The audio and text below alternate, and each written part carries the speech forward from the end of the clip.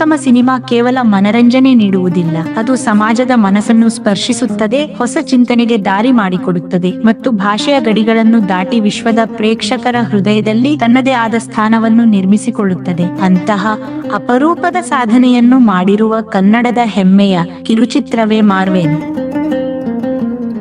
ಕನ್ನಡದ ನೆಲದಲ್ಲಿ ಹುಟ್ಟಿದ ಈ ಕಿರುಚಿತ್ರ ತನ್ನ ವಿಶಿಷ್ಟ ಕಥಾಹಂದರ, ಮನಮುಟ್ಟುವ ಅಭಿನಯ, ತಾಂತ್ರಿಕ ಗುಣಮಟ್ಟ ಮತ್ತು ಭಾವನಾತ್ಮಕ ನಿರೂಪಣೆಯ ಮೂಲಕ ವಿಶ್ವದ ಹಲವಾರು ದೇಶಗಳ ಅಂತಾರಾಷ್ಟ್ರೀಯ ಚಿತ್ರೋತ್ಸವಗಳಲ್ಲಿ ಪ್ರದರ್ಶನಗೊಂಡು 50ಕ್ಕೂ ಹೆಚ್ಚು ಅಂತಾರಾಷ್ಟ್ರೀಯ ಪ್ರಶಸ್ತಿಗಳನ್ನು ತನ್ನದಾಗಿಸಿಕೊಂಡಿದೆ. ಇದು ಕೇವಲ ಒಂದು ಚಿತ್ರದ ಯಶಸ್ಸಲ್ಲ, ಇದು ಕನ್ನಡದ ಪ್ರತಿಭೆಗೆ ವಿಶ್ವ ವೇದಿಕೆಯಲ್ಲಿ ದೊರೆತ ಗೌರವ, ಕನ್ನಡ ಕಲಾವಿದರ ಕನಸುಗಳಿಗೆ ದೊರೆತ ಮಾನ್ಯತೆ ಮತ್ತು ನಮ್ಮ ಸಿನಿರಂಗದ ಸೃಜನಶೀಲತೆಗೆ ಸಿಕ್ಕ ಜಾಗತಿಕ ಪ್ರಶಂಸೆ. ಈ ಅದ್ಭುತ ಯಶಸ್ಸಿನ ಹಿಂದೆ ನಿಂತಿರುವ ಇಬ್ಬರು ಪ್ರತಿಭಾವಂತ ಕಲಾವಿದರನ್ನು ಇಂದು ನಾವು ನಿಮ್ಮ ಮುಂದೆ ಪರಿಚಯಿಸುತ್ತಿದ್ದೇವೆ. ಮೊದಲನೆಯದಾಗಿ ಕನ್ನಡದ ಪ್ರತಿಭಾವಂತ ನಟ ಶ್ರೀ ನಾಗರಾಜ್ ಭಂಡಾರಿ. ಕನ್ನಡ ಮಾತ್ರವಲ್ಲದೆ ವಿವಿಧ ಭಾರತೀಯ ಭಾಷೆಗಳ ಚಲನಚಿತ್ರಗಳಲ್ಲಿ ತಮ್ಮ ಅದ್ಭುತ ಅಭಿನಯದ ಮೂಲಕ ಪ್ರೇಕ್ಷಕರ ಮೆಚ್ಚುಗೆ ಗಳಿಸಿರುವ ಅವರು ಪ್ರತಿಯೊಂದು ಪಾತ್ರಕ್ಕೂ ಜೀವ ತುಂಬುವ ನಟರಾಗಿ ಗುರುತಿಸಿಕೊಂಡಿದ್ದಾರೆ. ಪ್ರೇಕ್ಷಕರ ಮನಗೆದ್ದಿರುವ ನಟ ನಾಗರಾಜ್ ಭಂಡಾರಿ ತಮ್ಮ ಅಭಿನಯದ ಪ್ರತಿಭೆಯಿಂದ ಅಂತಾರಾಷ್ಟ್ರೀಯ ಮಟ್ಟದಲ್ಲಿಯೂ ಗುರುತಿಸಿಕೊಂಡಿದ್ದಾರೆ. ಬ್ರೆಜಿಲ್ನ ಪ್ರತಿಷ್ಠಿತ ಕ್ಯಾಂಪಿನಾಸ್ ಫಿಲ್ಮ್ ಫೆಸ್ಟಿವಲ್ ನಲ್ಲಿ ಅತ್ಯುತ್ತಮ ನಟ ಪ್ರಶಸ್ತಿಯನ್ನು ಪಡೆದು ಕನ್ನಡದ ಕಲಾವಿದರ ಸಾಮರ್ಥ್ಯವನ್ನು ವಿಶ್ವ ಮಟ್ಟದಲ್ಲಿ ಸಾಬೀತುಪಡಿಸಿದ್ದಾರೆ. ಈ ಗೌರವವು ಕೇವಲ ನಾಗರಾಜ್ ಭಂಡಾರಿ ಅವರ ವೈಯಕ್ತಿಕ ಸಾಧನೆಯಲ್ಲ, ವಿಶ್ವ ಮಟ್ಟದಲ್ಲಿ ಕನ್ನಡದ ಅಭಿನಯ ಸಾಮರ್ಥ್ಯಕ್ಕೆ ದೊರೆತ ಮತ್ತೊಂದು ಹೆಮ್ಮೆಯ ಗುರುತಾಗಿದೆ. ನಿರ್ದೇಶಕರು ಸ್ಟ್ಯಾನಿ ಜಾಯ್ಸನ್. ಕರ್ನಾಟಕದ ಹಾಸನ ಜಿಲ್ಲೆಯ ಈ ಪ್ರತಿಭಾವಂತ ಕಲಾವಿದ, ಕಥೆಗಾರ, ಚಿತ್ರಕಥೆಗಾರ, ಸಂಗೀತ ನಿರ್ದೇಶಕರು, ನಟ ಮತ್ತು ನಿರ್ದೇಶಕರಾಗಿ ಹಲವು ಕ್ಷೇತ್ರಗಳಲ್ಲಿ ತಮ್ಮದೇ ಆದ ಛಾಪು ಮೂಡಿಸಿದ್ದಾರೆ. ಅವರ ಸೃಜನಶೀಲತೆ, ವಿಭಿನ್ನ ಕಥಾ ಆಯ್ಕೆ ಮತ್ತು ಸಿನೆಮಾ ಭಾಷೆಯ ಮೇಲಿನ ಹಿಡಿತವು ಅವರನ್ನು ಅಂತಾರಾಷ್ಟ್ರೀಯ ಮಟ್ಟದಲ್ಲಿ ಗುರುತಿಸಿತು. ವಿಶ್ವದ ಅನೇಕ ಪ್ರತಿಷ್ಠಿತ ಚಿತ್ರೋತ್ಸವಗಳಲ್ಲಿ ಅವರು 200ಕ್ಕೂ ಹೆಚ್ಚು ಅಂತಾರಾಷ್ಟ್ರೀಯ ಪ್ರಶಸ್ತಿಗಳನ್ನು ಪಡೆದು ಕನ್ನಡದ ಹೆಸರನ್ನು ಜಾಗತಿಕ ಸಿನಿ ವೇದಿಕೆಯಲ್ಲಿ ಮತ್ತಷ್ಟು ಎತ್ತರಕ್ಕೆ ಕೊಂಡೊಯ್ದಿದ್ದಾರೆ. ಮಾರ್ವೆನ್ ಚಿತ್ರದ ಯಶಸ್ಸು ಕೇವಲ ಪ್ರಶಸ್ತಿಗಳಲ್ಲಿ ಸೀಮಿತವಾಗಿರಲಿಲ್ಲ,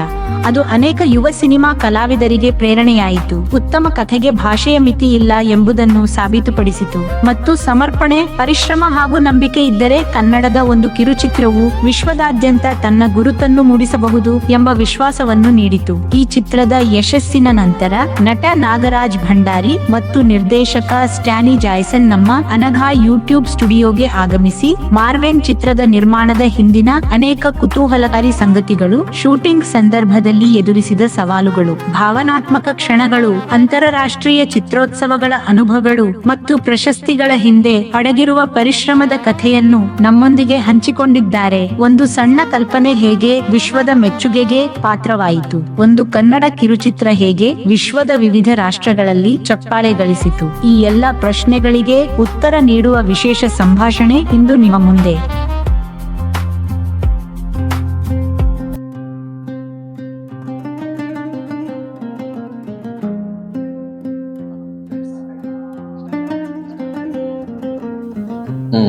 ನೀವೇ ಸ್ಟಾರ್ಟ್ ಮಾಡಿ. ಅಲ್ಲಿ ನೀವು ಸ್ಟಾರ್ಟ್ ಮಾಡಿ, ನಾನು ಸ್ಟಾರ್ಟ್ ಮಾಡಿ.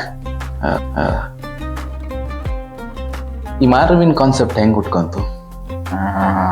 ಅಂದ್ರೆ ಸ್ಟಾರ್ಟಿಂಗು ಅಂದ್ರೆ ಈ ಸಿನಿಮಾ ಮಾಡೋಕ್ಕಿಂತ ಮುಂಚೆ ಬೇರೆ ಫಿಲಮ್ ಮಾಡೋದಕ್ಕೆ ಐಡಿಯಾ ಇತ್ತು. ಆಕ್ಚುಲಿ ನಾನು ಫ್ಯೂಚರ್ ಫಿಲಮ್ ಮಾಡೋಣ ಅಂತ ಹೊರಟಿದ್ದೆ. ಅವಾಗ ನಾನು ಮತ್ತೆ ನನ್ನ ಫ್ರೆಂಡು ಪಾರ್ಕ್ ಅಲ್ಲಿ ಹಾಸನ್, ಅಂದ್ರೆ 3 ಹಾಸನ ಇದೆ, ಅಲ್ಲಿ ಪಾರ್ಕ್ ಅಲ್ಲಿ ಇಬ್ರು ಮಾತಾಡ್ತಾ ಇದ್ವಿ ಒಂದು ಕಾನ್ಸೆಪ್ಟ್ ಬಗ್ಗೆ. ಅವಾಗ ಅವನೇ ಹೇಳಿದ ಒಂದು ಮಾಸ್ಟರ್ಬೇಷನ್ ಬಗ್ಗೆ, ಈ ತರ ಓವರ್ ಆಗಿ ಹೋದ್ರೆ ಆ ತರ ಇರುತ್ತೆ ಜನರೇಷನ್, ಓಕೆ, ಅದ್ರ ಬಗ್ಗೆ ಹೇಳ್ತಾ ಹೋದ. ಅಲ್ಲಿಗೆ ನಾನು ಸ್ಟಾಪ್ ಮಾಡಿದೆ. ಆಕ್ಚುಲಿ ಏನೋ ಹೇಳ್ತಿದ್ದಾನೆ, ಓಕೆ, ಸುಮ್ಮನೆ ಸ್ಟಾಪ್ ಮಾಡಿದೆ. ಆಮೇಲೆ ನಾನು ಹಿಂಗೆ ಯೂಟ್ಯೂಬ್ ಅಲ್ಲಿ ಸರ್ಚ್ ಮಾಡ್ತಿದ್ದಾಗ ಒಂದು ವಿಡಿಯೋ ನನಗೆ ಸಿಕ್ತು. ಅಂದ್ರೆ ಒಬ್ರು ಡಾಕ್ಟರ್ದು ಒಂದು ವಿಡಿಯೋ ಸಿಕ್ತು. ಆ ವಿಡಿಯೋದಲ್ಲಿ ಏನಂದ್ರೆ ಅವರು ಕೂಡ ಹೆವಿ ಮಾಸ್ಟರ್ಬೇಟ್ ಮಾಡ್ತಿದ್ರಂತ. ಅವ್ರಿಗೆ ಒಂದಿನ ಜ್ಞಾನೋದಯ ಆಗಿ ಅದನ್ನ, ಅಂದ್ರೆ ಏನಂದ್ರೆ ಅವ್ರ ಮನ್ಸಲ್ಲಿ ಏನ್ ಅನ್ಸಿದೆ, ನಾನು ಏನು ಒಂದೊಂದು ಹನಿ, ಒಂದೊಂದು ಸ್ಪರ್ಮನ್ನು ನಾವು ಒಂದು ಭೂಮಿ ತಾಯಿಗೆ ಒಂದು ಮಣ್ಣು ಮಾಡ್ತಾ ಇದ್ವಿ, ಭೂಮಿಗೆ ಒಂದು ಮಣ್ಣು ಮಾಡ್ತಾ ಇದೀವಿ, ಸಮಾಧಿ ಮಾಡ್ತಾ ಇದೀವಿ, ಅದೆಲ್ಲ ಒಂದ್ ಮಗು ಇದ್ದಾಗೆ ಅಂತ ಅವನೊಂದು ಕಾಲ್ಪನಿಕ ರೀತಿಯಲ್ಲಿ ಅವ್ನು ಹೇಳ್ತಾ ಹೋದ.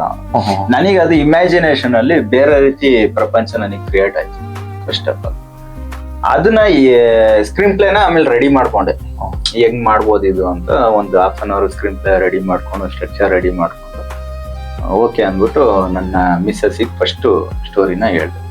ಅವ್ರು ಇದನ್ನ ನೀನ್ ಮಾಡಕ್ಕಾಗತ್ತಾ, ಏನ್ ಹಿಂಗಿದೆಯಲ್ಲ ಇಷ್ಟು ಈ ತರ ಬೋಲ್ಡ್ ಆಗಿದೆಯಲ್ಲ, ಇದನ್ನ ನೀನ್ ಹೆಂಗ್ ಅಪ್ರೋಚ್ ಮಾಡ್ತೀಯ, ಫ್ಯಾಮಿಲಿ ಆ ತರ ನಿನ್ನ ಅಂದ್ರೆ ಆಡಿಯನ್ಸ್ ಹೆಂಗ್ ಅಪ್ರೋಚ್ ಮಾಡ್ತಾರ ಅಂತ ಕೇಳಿದ್ರ ಅಥವಾ ಆರ್ಟಿಸ್ಟಿಗೆ ಹೆಂಗ್ ಅಪ್ರೋಚ್ ಮಾಡ್ತೀರಾ ಈ ಕಾನ್ಸೆಪ್ಟ್? ಆರ್ಟಿಸ್ಟಿಗೆ ಹೇಳಿಲ್ಲ ಅವರು, ಆಡಿಯನ್ಸ್ ಈ ಸಿನಿಮಾ ಮಾಡಿದ್ರೆ ನಿನ್ನ ಇಡೀ ಫ್ಯಾಮಿಲಿ ಯಾವ ರೀತಿ ನಿನ್ನ ನೋಡ್ತಾರೆ, ಜನ ಹೆಂಗ್ ನೋಡ್ತಾರೆ, ಅವ್ರು ಅಲ್ಲಿಗೆ ಥಿಂಕ್ ಮಾಡ್ಬಿಟ್ರು. Audience second, first family. ಅಂದ್ರೆ ಆ ಬೌಂಡ್ರಿಯಲ್ಲಿ ಇರ್ತಾರಲ್ಲ, ಹೌದು, ಒಂದು ಫ್ಯಾಮಿಲಿ ಚೌಕ. ಹಂಗಾಗಿ ಅದನ್ನ ಕೇಳಿದ್ರು, ಇಲ್ಲ ನಾನು ಮಾಡ್ತೀನಿ ನಾನು. ಸ್ಟಾರ್ಟಿಂಗ್ ರಫ್ ಆಗೇ ಇದ್ದಿದ್ದು, ಆಮೇಲೆ ನೆಕ್ಸ್ಟ್ ಅಲ್ಲಿರುವಂತ ನನ್ನ ಫ್ರೆಂಡ್ಸ್ ಗಳು ಯಾರ್ಯಾರು ಇದ್ರು, ಲಾಸ್ಟ್ ನನ್ನ ತ್ರಿಕಾಲಂ ಅಲ್ಲಿ ಕೆಲವೊಂದು ಸಪೋರ್ಟ್ ಎಲ್ಲ ಮಾಡಿದ್ರು ಲಾಸ್ಟ್ ಶಾರ್ಟ್ ಫಿಲ್ಮ್ ಅಲ್ಲಿ. ಅವ್ರನ್ನೆಲ್ಲ ನಾನು ಹೋಗಿ ಸಜೆಕ್ಟ್ ಮಾಡ್ದೆ, ಕೇಳ್ದೆ ಹೆಂಗೆ ಇದು ಅಂತ. ಅವರು ಒಂದಷ್ಟು ಹೇಳಿದ್ರು ಐಡಿಯಾಸ್ಗಳು. ಓಕೆ ಮಾಡಿ ಸರ್ ಅಂತ ಹೇಳಿದ್ರು. ಆಮೇಲೆ ನೆಕ್ಸ್ಟ್ ಹೀರೋನ ಅಂಟು ಮಾಡಿದೆ.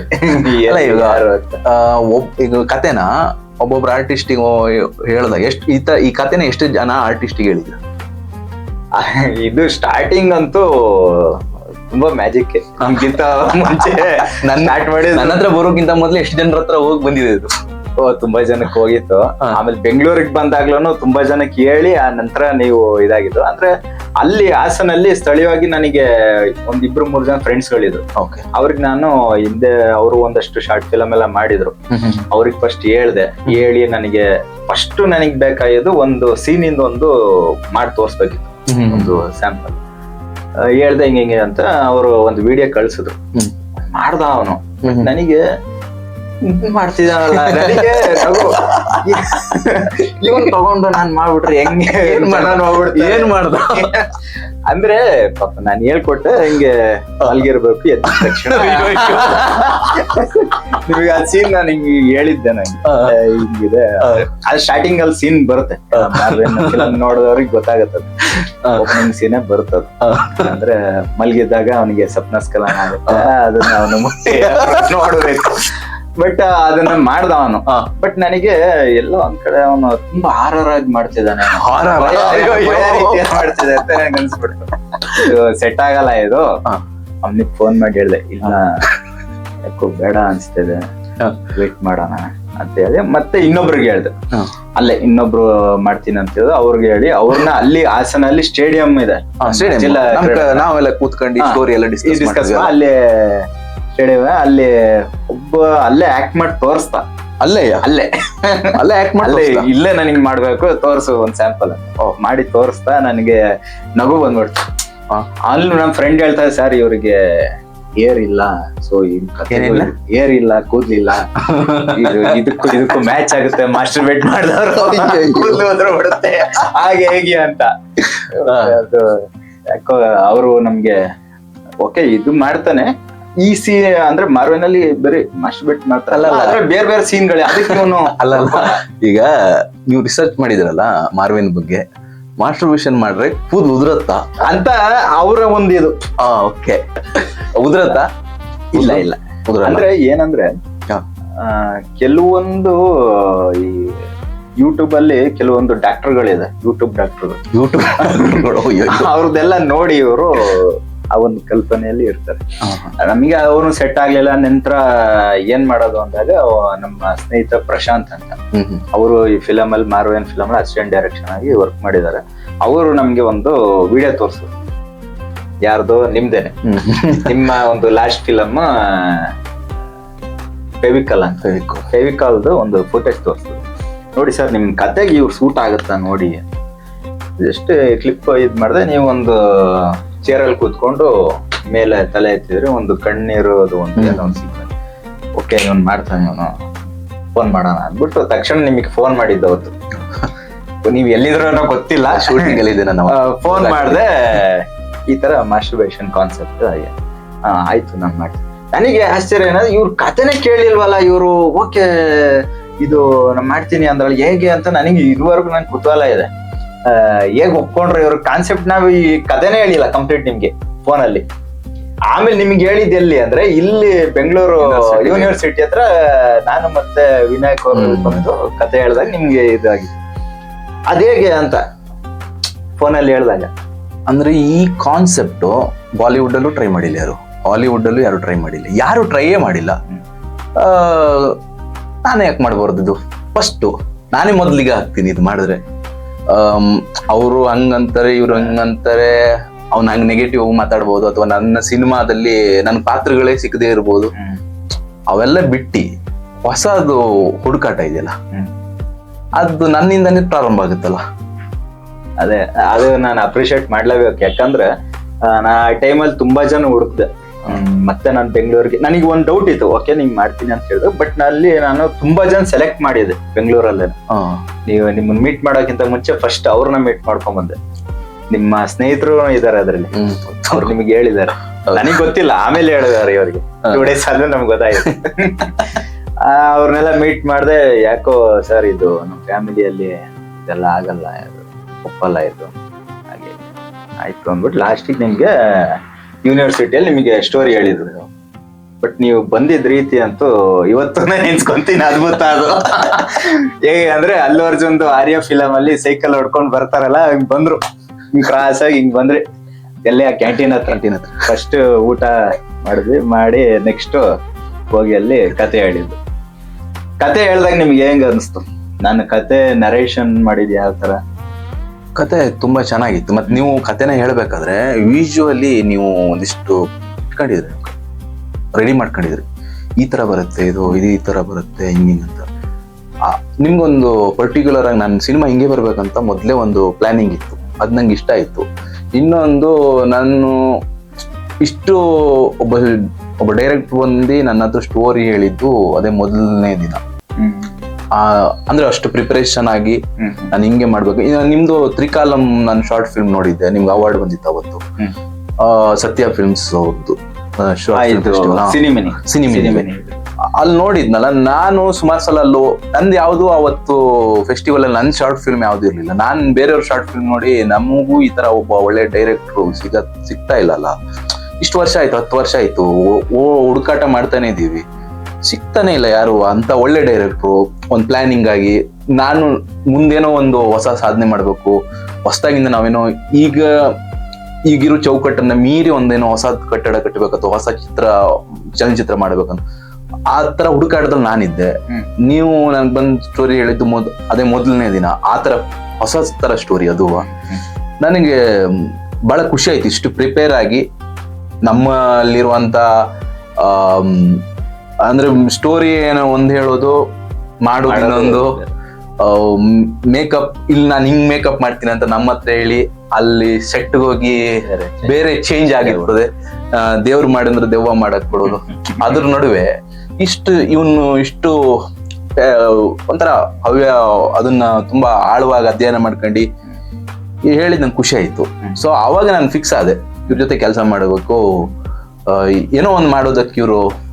ಒಂದೇನಂದ್ರೆ ನನಗೆ ಫಸ್ಟ್ ಆಫ್ ಆಲ್ ನಾನು ಯಾವ್ದೇ ರೀತಿಯ ಡೈರೆಕ್ಷನ್ ಕೋರ್ಸ್ ಆಗ್ಲಿ ಏನು ಮಾಡಿಲ್ಲ.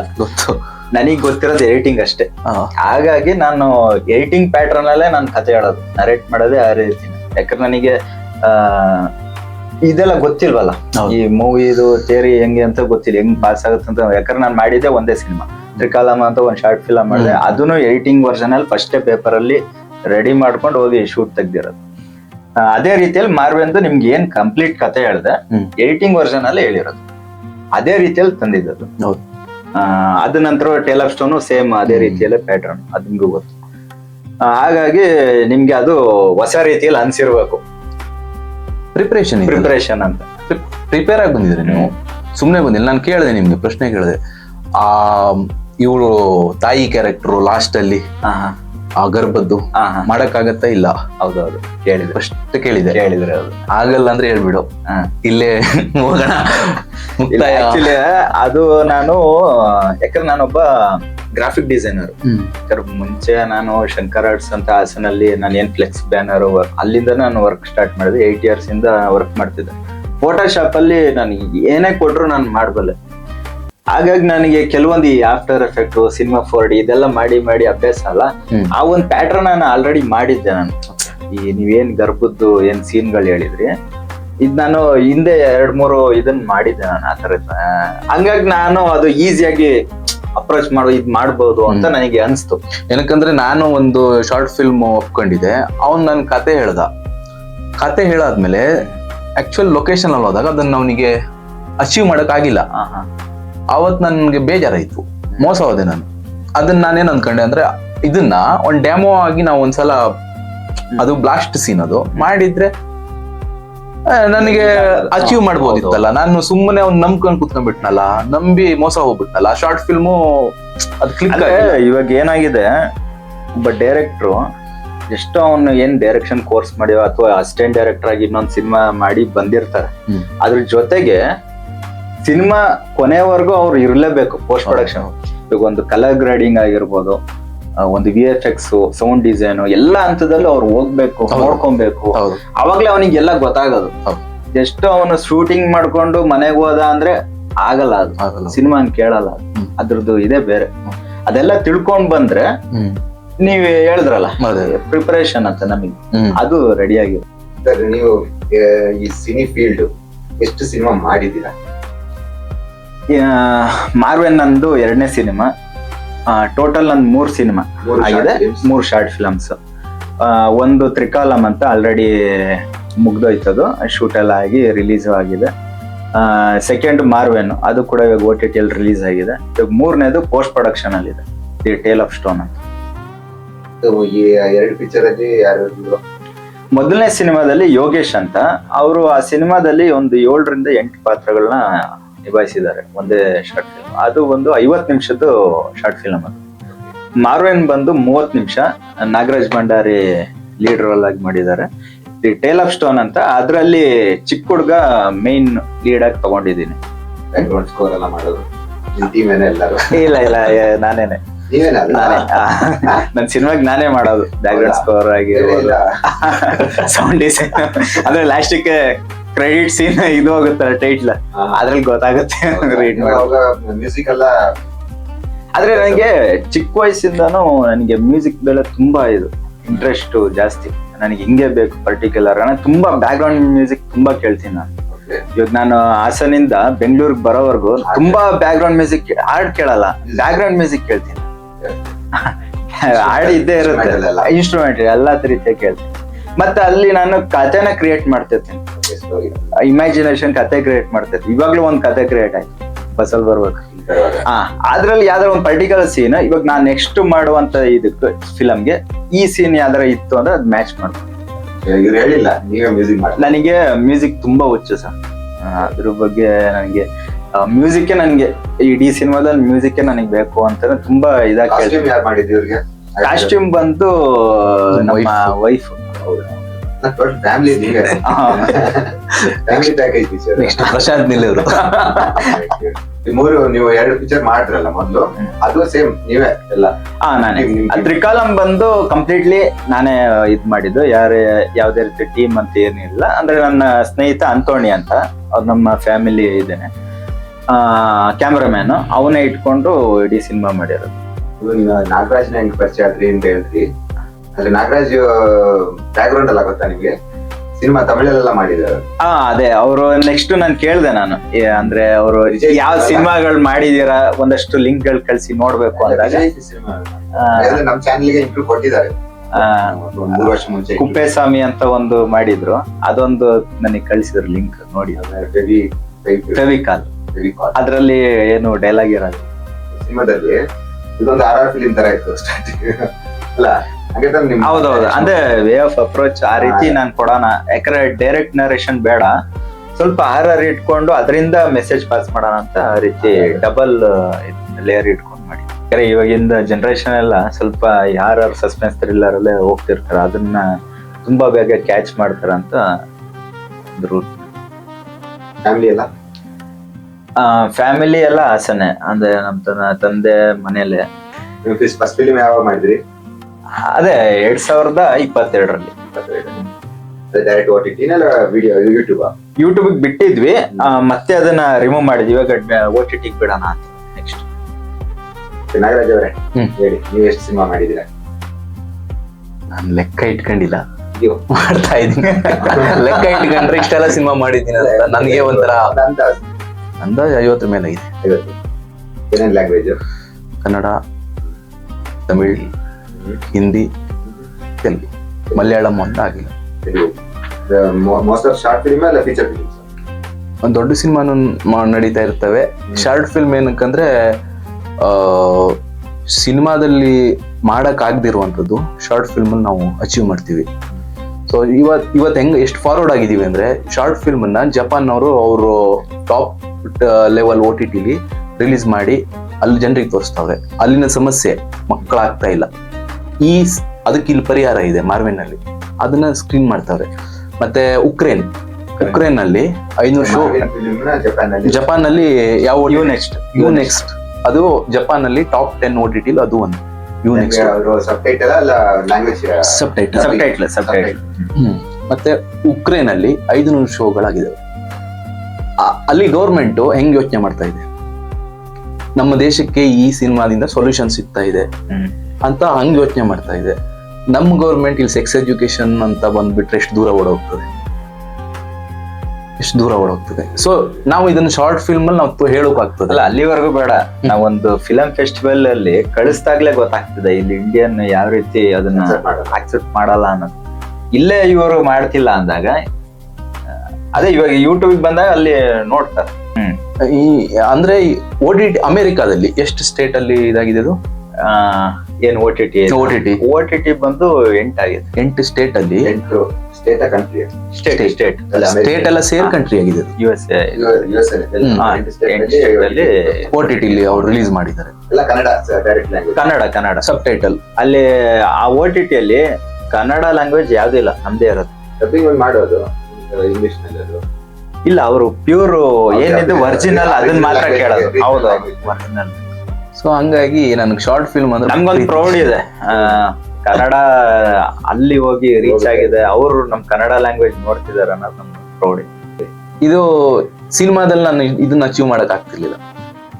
ಇವಾಗ ಮಾಡಿದ್ನಲ್ಲ ಈ ಅಚೀವ್ಮೆಂಟ್ ಸಿನಿಮಾದಲ್ಲಿ ಆಗ್ತಿರ್ಲಿಲ್ಲ. ಏನಕ್ಕಂದ್ರೆ ಸಿನಿಮಾದಲ್ಲಿ ಅದಕ್ಕೆ ಡಿಸ್ಟ್ರಿಬ್ಯೂಷನ್ ಬರ್ತದೆ. ಆ ಡಿಸ್ಟ್ರಿಬ್ಯೂಷನ್ಗೆ ಹೋಗಿ ಅವ್ರಿಗೆ ದುಡ್ಡು ಕೊಡ್ಬೇಕು, ಅದು ಅಪ್ರೂವಲ್ ಆಗೋಕೆ ತುಂಬಾ ಒಂದು ಸೆನ್ಸರ್ ಇದೆ. ಅವ್ರ ಸೆನ್ಸಾರ್ ಬಿಡಿ, ಅಲ್ಲಿ ಹಾಲಿವುಡ್ ಅಲ್ಲಿ ರಿಲೀಸ್ ಕಟ್ ಮಾಡಿ ಆಕ್ಚುಲಿ ಇದು ಸೆನ್ಸಾರ್ ಆಫೀಸರ್ ತೋರಿಸಿದ್ವಿ ನಾವು, ಅದನ್ನ ಸಿನಿಮಾ ತೋರಿಸಿದ್ವಿ. ಅವನ್ನೆಲ್ಲ ಸಿನಿಮಾ ಕಟ್ ಮಾಡಿ ಹೇಳ್ಬಿಟ್ಟಾನೆ. ಸುಮಾರು ಹೇಳೋದು ಕಟ್ ಸೆನ್ಸರ್ ಆಫೀಸರ್ ಇದ್ರೆ ಎಲ್ಲ ಕಟ್ ಆಗುತ್ತೆ. ಇವಾಗ ಗವರ್ಮೆಂಟ್ ಸಿಸ್ಟಮ್ ಎಲ್ಲ ಕಟ್ ಆಕ್ಚುಲಿ ಇದ್ರಲ್ಲಿ ಎಕ್ಸ್ಪೋಸ್ ಅನ್ನೋದು ಮಾತ್ರ ಇತ್ತು. ನಾವ್ ಎಕ್ಸ್ಪೋಸ್ ಅಂತ ಏನು ತೋರ್ಸೇ ಇಲ್ಲ ಸಿನಿಮಾದಲ್ಲಿ. ಇಡೀ ಸಿನಿಮಾದಲ್ಲಿ ಎಲ್ಲೂ ಎಕ್ಸ್ಪೋಸ್ ಇಲ್ಲ. ಒಂದು ಹುಡುಗಿನ ಆ ರೀತಿ ಎಕ್ಸ್ಪೋಸ್ ನಾವು ತೋರ್ಸೇ ಇಲ್ಲ. ಎಕ್ಸ್ಪೋಸ್ ಇಲ್ಲ ಆದ್ರೂ ಆ ಒಂದು ಇದು ಲಾಸ್ಟ್ ಸೀನ್ ಎಲ್ಲ ಇದೆ, ಆಕ್ಷನ್ ಎಲ್ಲ ಇದೆ, ಆಕ್ಷನ್ಸ್ ಗಳು ಅದು ಇದಾಗುತ್ತೆ. ಅದೆಲ್ಲ ಇಂಟೆನ್ಸಿಟಿ ಅಲ್ಲ ಪರವಾಗಿಲ್ಲ. ಹೇಳ್ಬೇಕಾದ್ರೆ ಮೆಸೇಜ್ ಹೇಳ್ಬಿಟ್ಟಿದ್ದೀರಿ. ಅದು OTT ನಲ್ಲಿ ಆಯ್ತು ಅಂದ್ರೆ OTT ಏನ್ ಕಲೆ ಕೊಡ್ಬೇಕು. ಯಾಕಂದ್ರೆ ನಾನು ಆಕ್ಚುಲಿ ಅದೇ ದೊಡ್ಡ ಫಿಲಂ ಮಾಡಂತ ಹೊರಟಿದ್ದು ಸ್ಕ್ರಿಪ್ಟ್. ಇದು ಯಾವ ಕತೆ ಹೊಳಿತೋ ಅದನ್ನ ಅಲ್ಲೇ ಡ್ರಾಪ್ ಮಾಡಿ, ಇಲ್ಲ ಇದನ್ನ ಫಸ್ಟ್ ಮಾಡ್ಬೇಕು, ಯಾಕಂದ್ರೆ ಇದನ್ನ ಯಾರು ಟಚ್ ಮಾಡಿಲ್ಲ, ಮೊದಲು ಇದು ಟಚ್ ಮಾಡ್ಬಿಡೋಣ ಅಂತ ಸ್ಟಾರ್ಟ್ ಮಾಡಿ ಇಮಿಡಿಯೇಟ್ ಸ್ಟಾರ್ಟ್ ಮಾಡ್ಬಿಡಿ. ಅಬ್ಜೆಕ್ಷನ್ ಎಲ್ಲ ಫ್ಯಾಮಿಲಿಯಿಂದ ಯಾವ್ದು ಬಂದಿಲ್ಲ? ಇಲ್ಲ, ಆತರ ಏನಿಲ್ಲ. ಓಕೆ ಓಕೆ ಎಲ್ಲ ಕಳ್ಸಿದ್ದೀನಿ, ನೋಡಿದಾರೆ. ಇಲ್ಲ, ನಾನೀಗ ಸ್ಟೋರಿ ಡಿಸ್ಕಷನ್ ನಡೀತಲ್ಲ, ಸ್ಟೋರಿ ಮಾಡಿ. ಇಲ್ಲ, ಸ್ಟೋರಿ ಡಿಸ್ಕಷನ್ ನಾನು ಫ್ಯಾಮಿಲಿ ಜೊತೆ ಏನ್ ಇದ್ ಮಾಡಿ, ಅಂದ್ರೆ ನನ್ನ ವೈಫ್ ಹತ್ರ ಮಾತ್ರ ಇದ್ ಮಾಡಿ. ಸ್ಟೋರಿ ಹೆಂಗ್ ನೀವು ಬೇಸಲ್ ಅಂತ ಎಲ್ಲಾದ್ರೂ ನೋಡಿದೀರಾ? ಇಲ್ಲ ಇಂತ ಕ್ಯಾರೆಕ್ಟರ್ಸ್ ನ? ಇಲ್ಲ ಅಂದ್ರೆ ಕ್ಯಾರೆಕ್ಟರ್ ಎಲ್ಲ ನೋಡಿಲ್ಲ. ಅಂದ್ರೆ ಈ ಸುಮಾರು ವರ್ಷಗಳಿಂದ, ಅಂದ್ರೆ ಈ ಚಿಕ್ಕ ಏಜ್ ಅಲ್ಲಿ ಇವಾಗ ಎಲ್ಲಾರ ಲೈಫಲ್ಲೂ ಕೆಲವೊಂದು ಇವಾಗ ರಾತ್ರಿ ಹೊತ್ತು ಆಯಾ ಸಾಂಗ್ಗಳ ಈ ತರದ್ದೆಲ್ಲ ಕದ್ದು ಮುಚ್ಚಿ ನೋಡುವಂಥದ್ದು ಇರುತ್ತೆ. ಆ ಒಂದು ಇದ್ರಲ್ಲಿ ಕೆಲವೊಂದು ಈ ಡಾಕ್ಟರ್ಗಳದ್ದು, ಅಂದ್ರೆ ಸೆಕ್ಸ್ ಡಾಕ್ಟರ್ ಇದೆಲ್ಲ ಇಂಟರ್ವ್ಯೂಗಳು ಇರುತ್ತೆ. ಅಂದ್ರೆ ಕೇಳುವಂಥದ್ದು ಕ್ವಶನ್ ಅದ್ರಲ್ಲಿ ಕೆಲವೊಂದು ಆ ಜನಗಳು ಹೇಳುವಂತ ಇರುತ್ತಲ್ಲ, ಈ ಯೂತ್ ಆಗಿರ್ಬೋದು, ಅವ್ರದ್ದು ಕ್ವಶನ್ಸ್ ಮತ್ತೆ ಅವ್ರದ್ದು ಏನೋ ಪ್ರಾಬ್ಲಮ್ಸ್ಗಳು ಹೇಳ್ತಾರಲ್ಲ, ಅದು ನಾನು ಕೇಳಿದ್ದೆ. ನನ್ನ ಫ್ರೆಂಡ್ ಯಾವಾಗ ಅದನ್ನ ಡಿಸ್ಕಸಿಗೆ ಬಂದ, ಓಕೆ ಇದು ಅದ್ ಕೇಳಿದ್ನಲ್ಲ ಅದಕ್ಕೂ ಇದಕ್ಕೆ ಲಿಂಕ್ ಇದೆ ಅಂದ್ಬಿಟ್ಟು ನೆಕ್ಸ್ಟ್ ಸ್ಟೋರಿ. ಯಾಕಂದ್ರೆ ಎಲ್ಲರೂ ಕಾಮನ್ ಆಗಿ ಅದ್ ಮಾಡೇ ಮಾಡ್ತಾರೆ. ನೀವು born brought up Hassan. West language Tamil ಎಲ್ಲ ಗೊತ್ತಾ? ಅದೇ mother tongue mother tongue Tamil Tamil. Tamil தெரியுமா பேச? ಸರಿ. ನಾವ ತಮಿಳಲ್ಲಿ ಒಂದ್ ಮಾಡೋದು ಏನು ಇತ್ತು ನಿಮ್ ಶಾರ್ಟ್ ಫಿಲಿಮ್ಸ್. ಅದೇ ಇವಾಗ ಇವಾಗ ನೀವ್ ಹೇಳಿದ್ ಕರೆಕ್ಟ್. ಎಲ್ಲಿ ನನಗೆ ಹೊಡ್ತಾ ಬಿತ್ತು ಅಂದ್ರೆ ನೀವ್ ಹೇಳಿದಾಗ ಇಲ್ಲಿ ನಾನು ಬೆಂಗಳೂರಿಗೆ ಬಂದು ಒಂದು ಕ್ಯಾರೆಕ್ಟರ್ ನನಗೆ ಬೇಕಿತ್ತು. ಅಂದ್ರೆ ಇದ್ರಲ್ಲಿ ಒಂದು ಪ್ರಾಸ್ಟಿಟ್ಯೂಟ್ ಒಂದು ಪಾತ್ರ ಇದೆ ಮಾರ್ವೆನಲ್ಲಿ. ತುಂಬಾ ಸರ್ಚ್ ಮಾಡಿದ್ವಿ, ನಾನು ಮತ್ತೆ ವಿನಾಯಕ್ ಅವರು ಇಬ್ರು ಸರ್ಚ್ ಮಾಡಿದ್ವಿ, ಎಲ್ಲೂ ನಮಗೆ ಸಿಗ್ಲಿಲ್ಲ. ಅದೇ ಏನಿದು ಇಂಡಸ್ಟ್ರಿಯಲ್ಲಿ ಯಾರು ಇಲ್ವೇ ಇಲ್ವಾ ಇಂಥ ಪಾತ್ರ ಮಾಡೋದಕ್ಕೆ ಅಂತ. ಆವಾಗ ಅನಿಸ್ತು ಬೇಡ ಇದು ತಮಿಳು ಇಲ್ಲ, ನಾನು ಮಲಯಾಳಿಗೆ ಹೋಗ್ಬಿಡ್ತೀನಿ, ಅಲ್ಲಿ ನಾನು ಶೂಟ್ ಮಾಡ್ಕೊಂತೀನಿ. ಹಂಗೆ ಅನಿಸ್ತು ನಮ್ಮ ಫ್ರೆಂಡ್ಸಿಗೆ ಎಲ್ಲರಿಗೂ ಹೇಳಿ, ಇಲ್ಲ ನಾನು ಲ್ಯಾಂಗ್ವೇಜ್ ಚೇಂಜ್ ಮಾಡಿ. ಯಾಕಂದ್ರೆ ಹಂಗ ಅನ್ಸ್ಬಿಡ್ತು ಇಲ್ಲಿ ಎಲ್ಲ ಬೇರೆ ರೀತಿಯಲ್ಲಿ ನೋಡ್ತಿದಾರಲ್ಲ, ಇಲ್ಲಿ ಅಷ್ಟು ಇನ್ನೂ ಮೆಚೂರ್ ಆಗಿಲ್ವಾ ಅಂತ ಕೆಲವು ಟೈಮ್ ನಮ್ಗೆ ಶಾಕಿಂಗ್. ಅದು ನಿಮ್ಗೆ ಏನ್ ಅನ್ಸುತ್ತೆ ಇದ್ರ ಬಗ್ಗೆ? ಇಲ್ಲಿ ಅಂದ್ರೆ ಹೊಸದವ್ರು ತುಂಬಾ ಜನ ಇದ್ದಾರೆ, ನಾವು ಹುಡುಕಾಟ ಮಾಡೋ ಅಂದ್ರೆ ಅವ್ರ ತನಕ ಹೋಗಿಲ್ಲ ಅನ್ಸುತ್ತೆ. ಹಂಗಲ್ಲ, ನನ್ ಪ್ರಕಾರ ಎಲ್ಲರಿಗೂ ಹೀರೋಯಿನ್ ಆಗ್ಬೇಕು ಅಂತ ಭಾವನೆನಲ್ಲಿ ಇರ್ತಾರೆ, ಅಷ್ಟೇ ಪ್ರಾಬ್ಲಮ್. ಎಲ್ಲ ರೀಲ್ಸ್ ಅಲ್ಲಿ ಜಾಸ್ತಿ ಆಟ ಆಡ್ತಾರೆ. ಇಲ್ಲ ಸರ್, ನೀವ್ ಹೇಳಿದ್ರಿ ಓಕೆ, ಆದ್ರೆ ಅವ್ರು ಎಲ್ಲಾ ರೀತಿಯಲ್ಲಿ ಫೋಟೋಗಳು ಕಳಿಸ್ತಾರೆ. ಒಂದು ಕೇಳಿದಾಗ ಎಲ್ಲಾ ರೀತಿ ಕಳಿಸ್ತಾರೆ. ಫೋಟೋದಲ್ಲಿ ಓಕೆ, ಪಾತ್ರ ಈ ರೀತಿ ಶೂಟ್ ಮಾಡ್ತೀವಿ ಅಂದ್ರೆ ಒಪ್ಪಕ್ ರೆಡಿ ಇಲ್ಲ. ಸುಮಾರು ತಮಿಳ್ ಫಿಲಮ್ ನೋಡೋದ್ರಿಂದ ತಮಿಳು ತೆಲುಗು ಇದ್ರ ರೆಫರೆನ್ಸೇ ತೋರಿಸ್ತೀನಿ. ಈ ತರ ಹೀರೋಯಿನ್ ಬೇಕು, ಈ ತರ ಒಂದು ಆಕ್ಟ್ ಬೇಕು, ತುಂಬಾ ನಾನು ಇಟ್ಕೊಂಡಿದ್ದೀನಿ ಹಿಂಗೆ ಬೇಕು ಅಂತ. ಇವ್ರಿಗೆಲ್ಲ ಎಲ್ಲರಿಗೂ ಕಳಿಸ್ತೀನಿ ನೆಕ್ಸ್ಟ್ ಸಿನಿಮಾಗೆ ಹಿಂಗೆ ಬೇಕು. ತುಂಬಾ ಕಷ್ಟ ಇದೆ ಇಲ್ಲಿ ಸಿಗುತ್ತಾರೆ, ಅಲ್ಲಿ ಸಿಗ್ತಾರೆ. ನನಗೇನಂದ್ರೆ ಇಲ್ಲಿ ಏನಾರು ಮಾಡ್ಬೇಕು ಅಂತ ನಾನು ಕಲೆಗೆ ತುಂಬಾ ಇಂಪಾರ್ಟೆಂಟ್ ಕೊಡೋದು. ಹೌದು, ಎಲ್ಲ ಎಂತ ಕ್ಯಾರೆಕ್ಟರ್ ಕೊಟ್ಟರು. ಹೌದು. ಕೇರಳದಿಂದ ತಮಿಳ್ನಾಡಿಂದೆಲ್ಲ ಬಂದಿರ್ತಾರ, ಅವ್ರನ್ನೆಲ್ಲ ನಾನು ಮಾತಾಡ್ಸಿದ್ದೆ. ಕ್ಯಾಮ್ರಾಮ್ಯಾನ್ ಆಗಿರ್ಬೋದು, ಅವ್ರು ನಮ್ ಸಿನಿಮಾದ ಮಾತಾಡ್ಸಿದ್ರು, ಅವ್ರ ಸಿನಿಮಾ ನಾನ್ ಕೇಳಿದೆ. ಅಷ್ಟ್ ಚೆನ್ನಾಗಿ ಅವ್ರ ಪ್ರೆಸೆಂಟೇಶನ್ ಅಷ್ಟ್ ಚೆನ್ನಾಗಿರುತ್ತೆ. ಇಲ್ಲಿ ಅದನ್ನ ತುಂಬಾ ಇದಾಗಿ ನೋಡ್ತಾರೆ. ಶಾರ್ಟ್ ಫಿಲಮ್ ಅಂದ್ರೆ ಮಾಡಿ ಮುಗಿಸ್ಬಿಡೋಣ, ಅದಿಲ್ಲ, ಕ್ವಾಲಿಟಿಯಾಗಿ ಕೊಡಬೇಕು ಅನ್ನೋದಿಲ್ಲ. ತುಂಬಾ ನಾನು ಅಬ್ಸರ್ವ್ ಮಾಡಿದ್ದೆ. ಈ ಡಬಲ್ ಮೀನಿಂಗು, ಈ ಕಾಮಿಡಿ ಇಲ್ಲಿಗೆ ಜಾಸ್ತಿ ಫೋಕಸ್ ಕೊಡ್ತಾರೆ. ಯಾಕೆ ಕ್ರಿಯೇಟಿವಿಟಿಗೆ ಯಾಕೆ ಇಲ್ಲಿಲ್ಲ ಸ್ಪೇಸ್ ಕೊಡ್ಬೇಕು? ಅಂದ್ರೆ ಮೈಂಡ್ ಎಲ್ಲ ಅಲ್ಲಿಗೆ ಹೋಗಿ ನೋಡ್ತಾರೆ, ಅವ್ರು ಕೊಡ್ತಿದ್ದಾರೆ ಅಲ್ಲಿಗೆ ಹೋಗ್ತೀವಿ, ಇಲ್ಲೇ ಕೊಡು ನೀನು, ಇಲ್ಲೇ ಬರ್ತಾರೆ. ಹೌದು, ನಾನು ಇಲ್ಲಿ ಫಿಲಂ ಫೆಸ್ಟಿವಲ್ ಇಲ್ಲಿ ಸ್ಕ್ರೀನಿಂಗ್ ಮಾಡಿದ್ರು ಒಂದು Telugu film, short film, visual claps, ಒಂದು ಶಾರ್ಟ್ ಫಿಲಮ್, ವಿಡಿಯೋ ಟೇಪ್ ಅಂತ ಒಂದು ಫಿಲಂ ಫೆಸ್ಟಿವಲ್. ಅದ್ರಲ್ಲಿ ಹೋಗಿ ನೋಡ್ದೆ ಎಷ್ಟು ಚೆನ್ನಾಗಿ ಮಾಡಿದೆ, ಒಂದು ಸಿನಿಮಾ ರೇಂಜಿಗೆ ಮಾಡಿದ ನಾವು. ಅಲ್ಲಿ ಇನ್ನೊಬ್ಬ ಬಂದು ಅವನಿಗೆ ಕಾಲ್ ಶೀಟ್ ಅಲ್ಲೇ ಕೇಳ್ದ, ಹೀರೋ, ಅದು ಕನ್ನಡ ಹೀರೋ, ಯಾರು ಈ ಸಿನಿಮಾ ಮಾಡಿದ್ದು ಅಂತ ಕರ್ತಿ. ಆ ರೀತಿ ಆಗ್ಬೇಕಿಲ್ಲ. ನೀವು ನೆಕ್ಸ್ಟ್ ಏನ್ ನಿಮ್ ವಿಡಿಯೋ ಯೂಟ್ಯೂಬ್ ಅಲ್ಲ OTT? ಯಾವ್ದು ಸರ್? ನೆಕ್ಸ್ಟ್ ಬರೋ ಶಾರ್ಟ್ OTT ಯೂಟ್ಯೂಬ್ ಟ್ರೈ ಮಾಡಿ. ಯೂಟ್ಯೂಬ್ ನೆಕ್ಸ್ಟ್ ಯೂಟ್ಯೂಬ್ ಬರುತ್ತೆ ಫಸ್ಟ್. ಇಲ್ಲೆಲ್ಲ